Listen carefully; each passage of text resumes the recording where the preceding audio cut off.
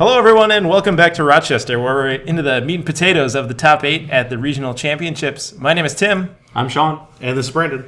And apologies here, we're jumping straight into the losers bracket semifinal here. They've played a couple turns before we were able to get the camera up and rolling. We've got Aaron on the left, who's been following his way through, playing his Pālanā deck, and Jake on the right, playing Whizzard. And so it looks like Pālanā's gotten some of that nice Operation Econ going that they so love. And then Jake's got his wild side up. He's got a Liberated going, so things are looking good for him too. You're a little surprising not to see any ice up yet for Pālanā. Not even a single one on R&D, maybe just to stave off that early medium dig that you can be afraid of to come out of Whizzard randomly. But Yeah, so it looks like he's drawing pretty heavily with Jackson, so probably looks like a pretty poor starting hand for Aaron here so far. He's had some tough breaks in this top 8 so far, so hopefully his luck turns around. Yeah, maybe we missed a mulligan or something like that. Yeah. Unfortunately, I did not catch whether or not the players mulliganed their opening hands. But hey, money's good. Yeah, money's good. Don't feel bad about money. Hedge funds, celebrity gifts, all right. And Jake going in early, trashing out Jackson just to get him off the table. Try to catch Aaron with his pants down here. So I missed a few of the earlier games. This Pālanā deck is more traditional. Yeah, it's a glacier-style Pālanā. Okay. It's got a little bit of the rushy ice. It's got some pups and Iguras, some of the cheaper stuff, but mainly aimed around, building a stronger moat. And I think most of the Toronto guys were running a similar Pālanā deck. I think they had a one-of fast track in there to try to jam an early Nisei or something like that. Because, the game plan, especially against Whizzard, is score an early Nisei, go.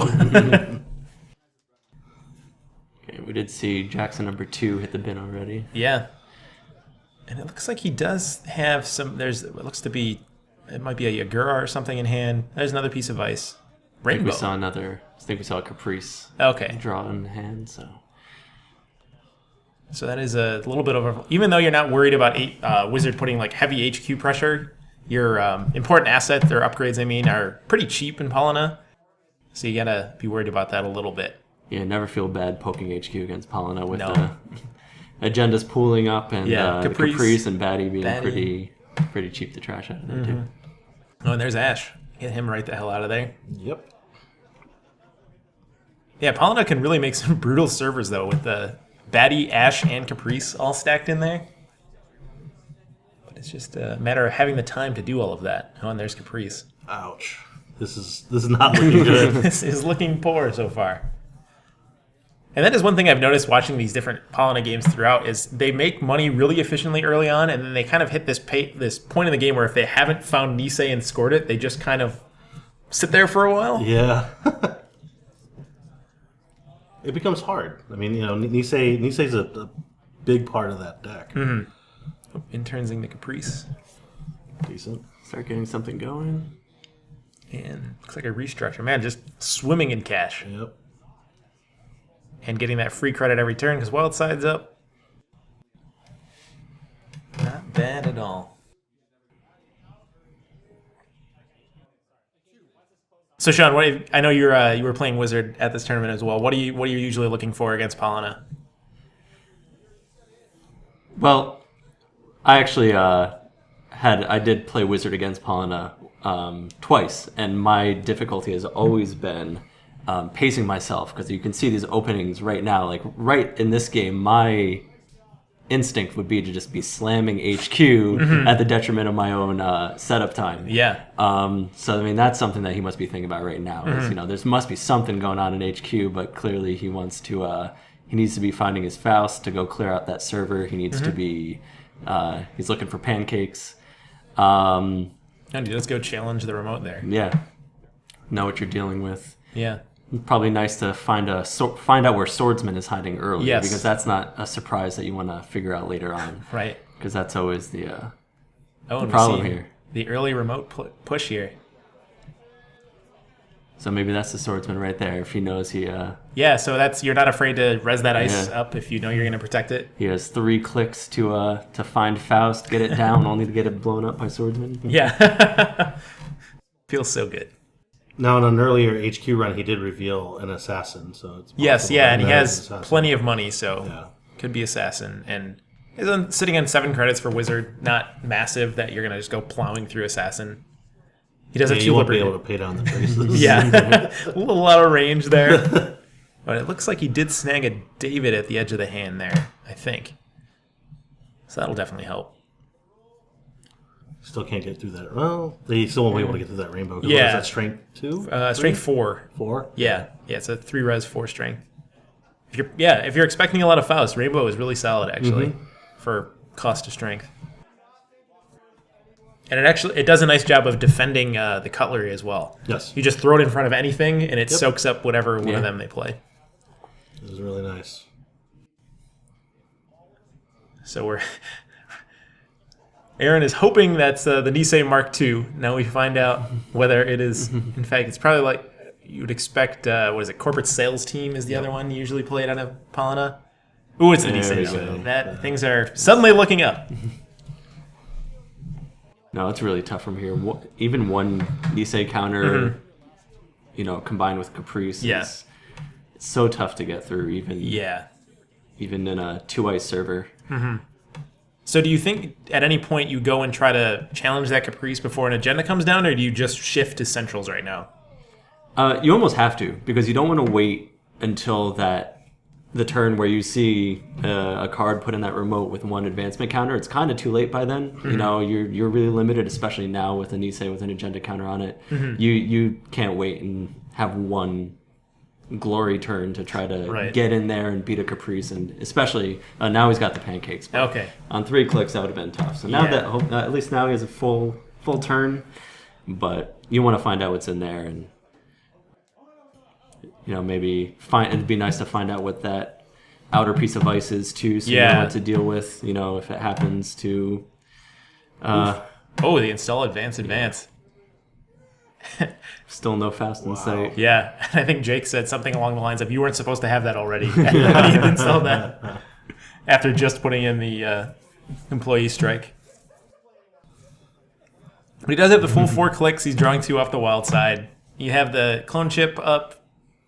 I think he only has access to Parasite, which isn't hugely impactful right now. So this kind of feels like something you really can't go for. No, it's tough right now, especially if you had been.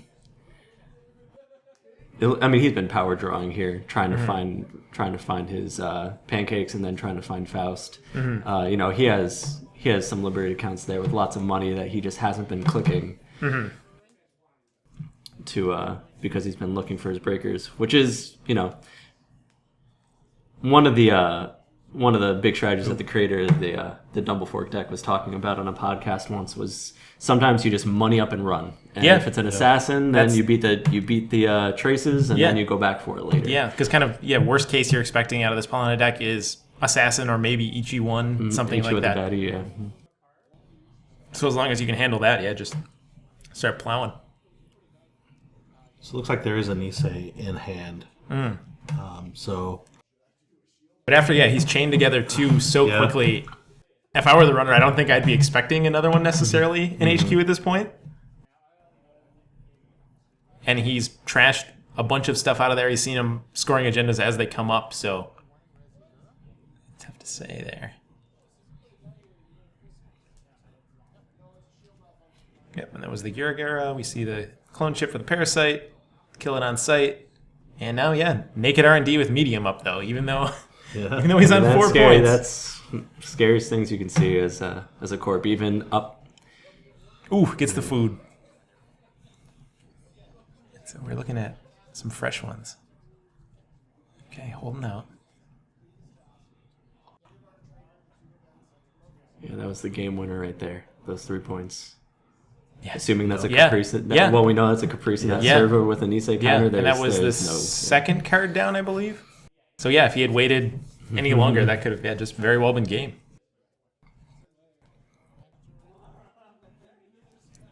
So now it's looking like there's a Crisium in hand, which isn't going to do a whole lot. Well, I guess it slows down medium, slows down Data Sucker. Purge that medium and then stall him out a little bit. Oof, and goes for the score of that other Nisei straight away, which, is looking good right now.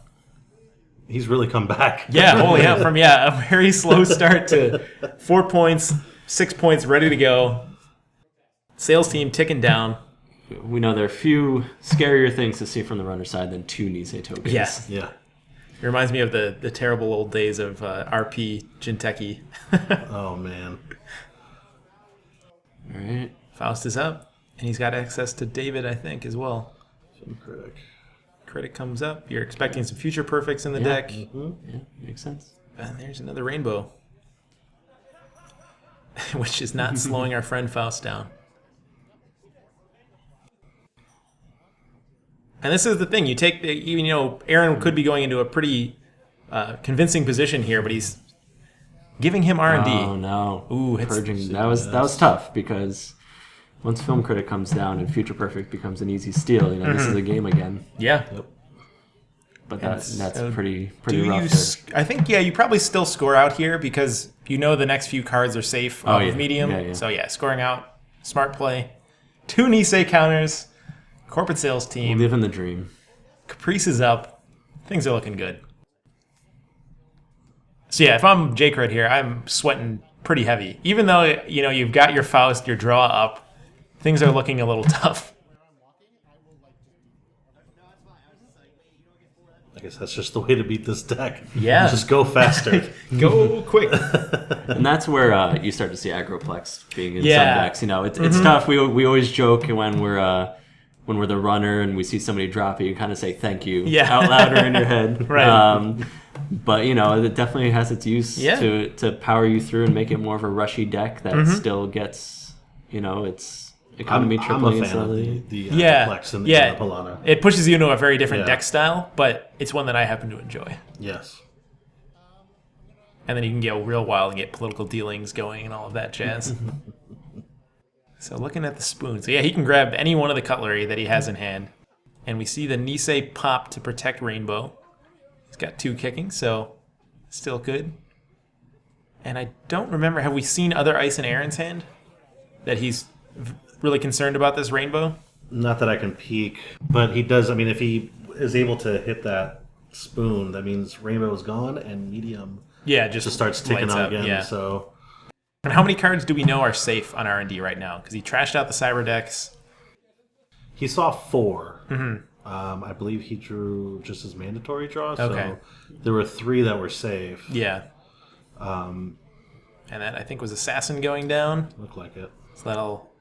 Oh, my. Whoa. Oh, boy. Oh, baby. Does he play the surprise Philotic Entanglement for the victory here? Yeah, and that's the interesting thing you can do in the more rush-style Pālanā is you throw one of the what do they call? Brain Trust. I can't remember what they're called. Brain Trusts and Philotics, and you can go for I'm playing Caprice and score an agenda. Yeah. But that is not the agenda spread that we're expecting out of this Pālanā deck here. Jinteki's best 3-2 blank I did. Yeah.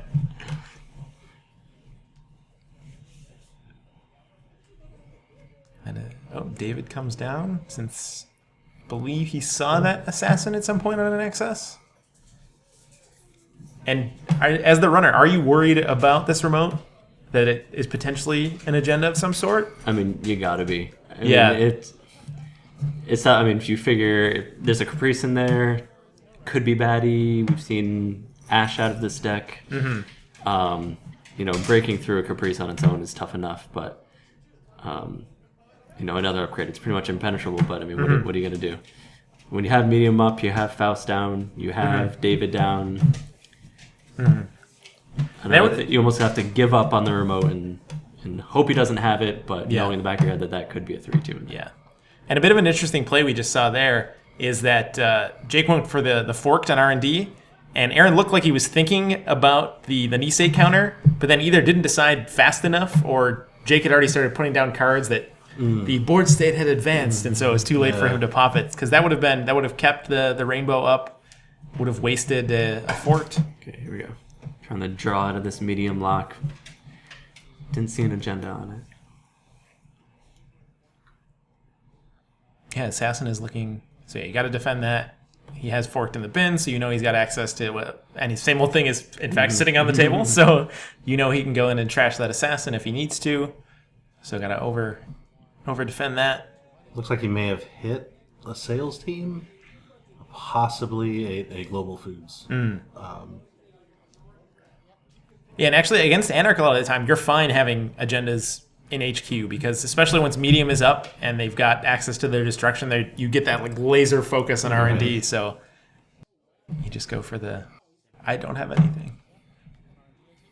I'm real bad about not hitting HQ. Yeah. Even something as juicy as that, Yeah, it's funny too because as a runner, it's like, oh, what am I gonna run for a 1 in 5? That's not worth it. And Yeah. when you're a corp, and it seems like the 1 in 5 always hits. Yeah. And we see the second Nisei getting burned there. I believe he popped the same old thing for the forked, so preventing it this time around. And there goes. Will he bring back the last Jackson? Because one of them got trashed, right? Yes. It's looking. Oh, he interns that Jackson back in though. The one that was trashed. Did he? Oh, okay. I didn't notice that. Okay, so Maybe not. No, that was the Caprice. That was the Caprice. I think he opted not to take the Jackson back.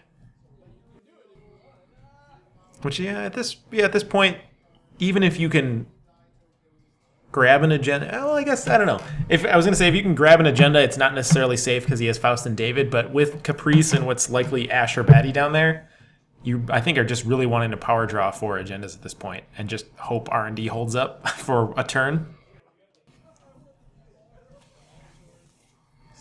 Gift, yeah, that is a corp. Ooh, yeah, there's a food and a sales team in here. It looks like. So, which is odd. Why he used Nisei on that fourth run when he's got the win in hand. Right. Okay, so we see him, and yeah, Jake only on 2 credits. So if that is Ash down there, then this is going to be tricky. He can unload Liberated a little bit. And Turntable is not doing a whole lot of anything right now. Hand him the global food. I mean, that's tough because, you want some side game money, but that's a click is a run. Right. And sometimes with Caprice, you just got to run into a lot. And so, let's see. Caprice, so Aaron on 12. Even an Ash in there. Yeah. Next to the Caprice. And Ash, can you get in twice? 12. So you got the wild side cards, so he's, 7 cards? So he could get in there multiple times to challenge. Well, yeah, you need the money for the Caprice game here.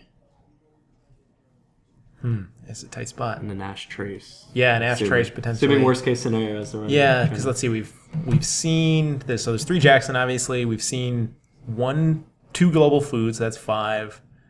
So and 1 Ash. So it's likely influence left. Yeah, there's plenty of influence. So you got to expect that there's another Ash in there somewhere. See the knife come down.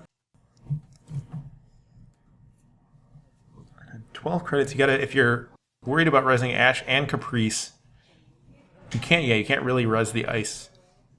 And do we see something come up when he hits Rainbow? Yes. We know that's Caprice down there. Yeah.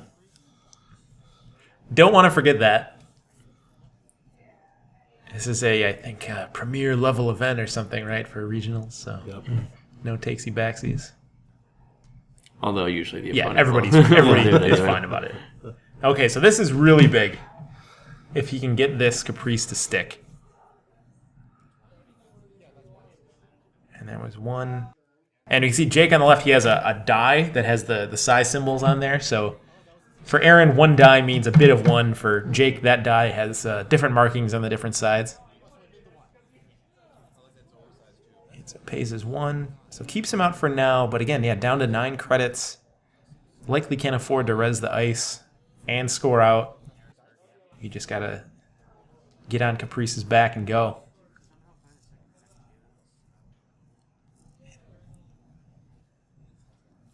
Yeah, and as Jake, you kind of... I don't think you really have any other choice but to try.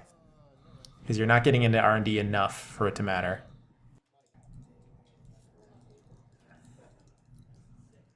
So what do you bid as corp here? I mean, I think you can even go 2 still. Ooh, when they go 0. That's ballsy. And that's always the worst one. Wow. As the runner, if you bid anything but 0 and the corp beats you on the 0. Mm-hmm. Oof. Takes the sales team. And trashes Caprice while he's there. And that was just a Cyberdex. Okay, so it's just Cyberdex. So bluffing it as Ash. Although I guess there was no res, etc. But so now he's suddenly in a very tight spot. And if he kept that Nisei token, Yeah. I think I know, yeah. that would have been game. man. Because you stack enough Caprice games on there, and you kill the successful one. Yep. I mean, that just shows the power of Dumble Forks, that there's so many impactful runs that Yeah, you exactly. need to decide how you're going to use your tokens. Yeah, I mean, and 2 Nisei tokens should be almost In an auto scoop. In but yesteryear I mean, Netrunner, yeah. 2 Niseis, but yeah, that's instant victory with a Caprice on the table. Yeah, we were talking about this in one of the earlier videos, is that it's not just a way to score agendas anymore. It's a way to prevent yourself from losing on the spot. Yeah.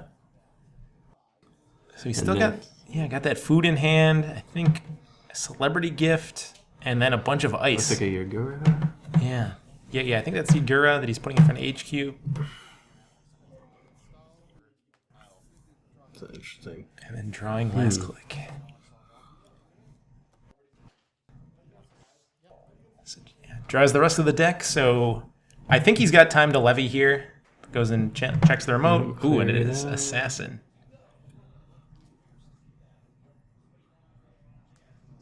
And then breaks the other routine, it looks like, because you have to preserve the levy. You can't risk that dying to random need. Oh, wow. Yeah. Holy cow, that's food. We just see the very standard disintegrating board across from Dumble Fork. Yeah, things were looking so strong for Aaron not that long ago.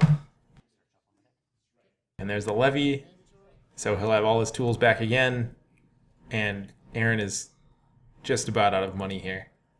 He's got that celebrity gift in hand, which I guess he can play now. Previously he was hesitant because of the global food that was holding, but okay, so...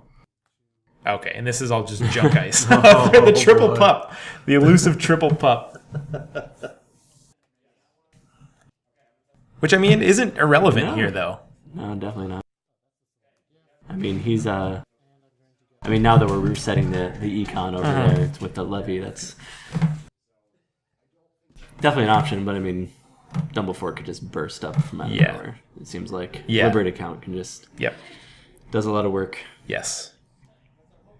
Yeah, another one of those cards that it came out, I think it was in like the first pack or something after the core set.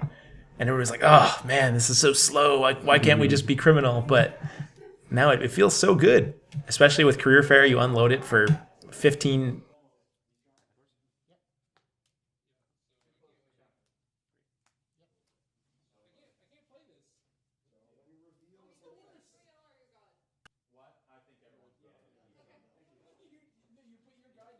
So yeah, they got the full reset with Levy. So here's the same old thing again. Starting the game over again. Yeah, almost. with a Four ice massive now. board and. As Pālanā, what are your outs? What are you looking for now? You've got to. I think at least you've got to just find Caprice again and go for it. Kind of like you're not going to keep him out of your servers at this point in the game. He's got Faust. He's got access. Well, he doesn't have a. Well, he's going to have access to David soon. I'm assuming.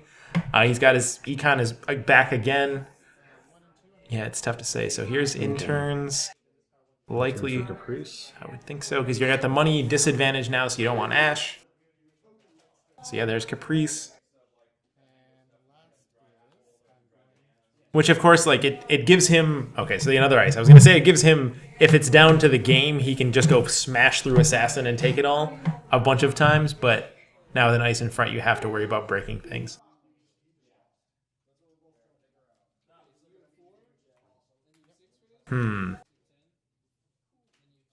Aaron beginning to track Jake's clicks here. This is a sign you're in the tense parts of the game when you start tracking your opponent's clicks. And again, this is the losers final, so whoever wins this is heading to the grand finals to meet Josh. So a little bit on the line here. And we've been playing for quite a while at this point. We had, was it 44 people come out for the tournament? In that number?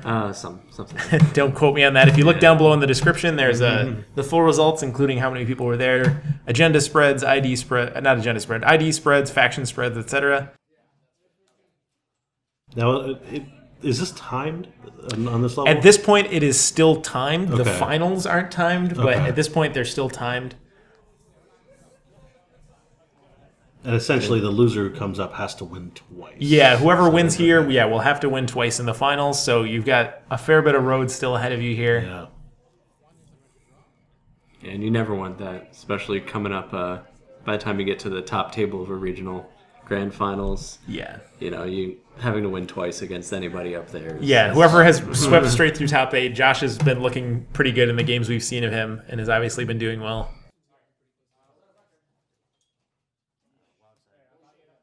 Stabilizing a little bit here. Yeah.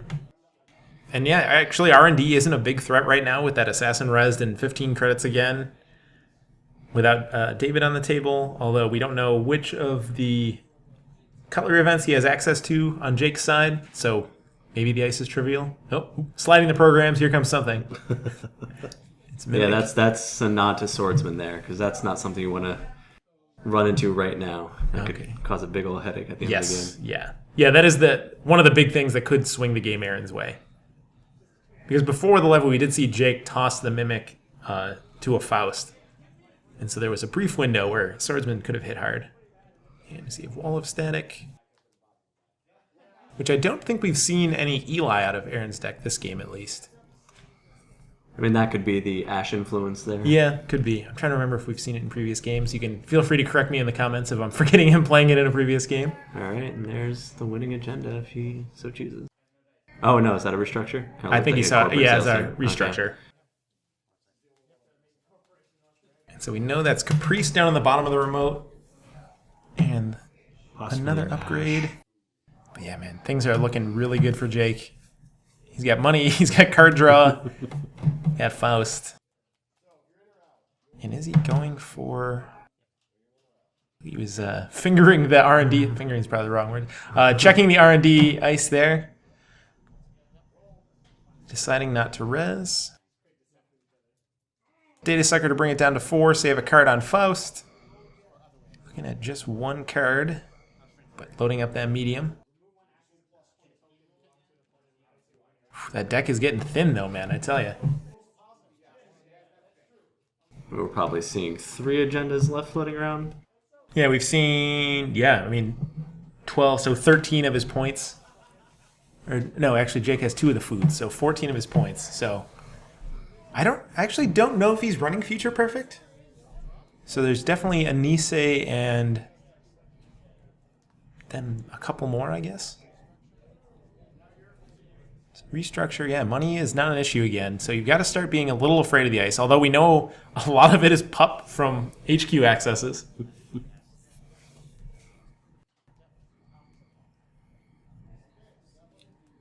Yeah, so it's been an interesting game, though. It was looking really bad for Aaron, and then really good for Aaron, and then really good for Jake, and now swings, and now we're just in that race condition where whoever sees that agenda first is just going to win the game. Yeah, we're going to come down to just side games with a couple credits left on either side, and it's like... So we're seeing 2 cards on medium here. This could be... And that's it. Grabs the sales team, and Jake takes the victory. So, man, just right down to the wire. Just, textbook Dumble Fork. Just slowly eating away at ice. Yeah. Clearing out servers when you can.